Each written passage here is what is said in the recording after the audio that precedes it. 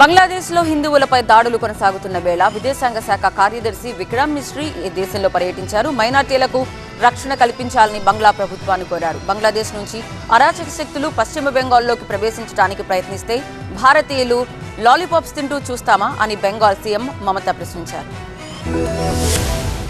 బంగ్లాదేశ్లో మైనార్టీల భద్రతపై భారత విదేశాంగ శాఖ ఆందోళన వ్యక్తం చేసింది. భారత్ బంగ్లాదేశ్ మధ్య ఉద్రిక్తతలు తలెత్తుతోన్న వేళ భారత విదేశాంగ శాఖ కార్యదర్శి విక్రమ్ మిశ్రీ ఢాకా వచ్చారు.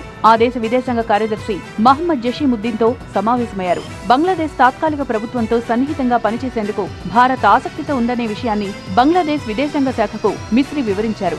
బంగ్లాదేశ్ ప్రభుత్వ అధినేత మహమ్మద్ యూనెస్ తో కూడా ఆయన సమావేశమయ్యారు. రెండు దేశాల మధ్య దౌత్య సంబంధాలు మరింత బలపడాలని కోరుకుంటున్నట్లు విక్రమ్ మిశ్రీ వెల్లడించారు. బంగ్లాదేశ్ చేస్తున్న ప్రకటనలకు రెచ్చిపోద్దని, ప్రజలందరూ సంయమనం పాటించాలని బెంగాల్ ముఖ్యమంత్రి మమతా బెనర్జీ అన్నారు. విదేశీ శక్తులొచ్చి భారతీయ భూభాగాన్ని ఆక్రమిస్తుంటే భారతీయులు లాలీపాప్స్ తింటూ కూర్చుంటారని ప్రశ్నించారు. కేంద్రం తీసుకునే ఏ నిర్ణయానికైనా బెంగాల్ ప్రభుత్వం మద్దతిస్తుందని బెంగాల్ అసెంబ్లీలో మమతా బెనర్జీ స్పష్టం చేశారు. బంగ్లాదేశ్లోని కొన్ని అరాచక శక్తులు హింసను రెచ్చగొడుతున్నాయని మమత ఆరోపించారు.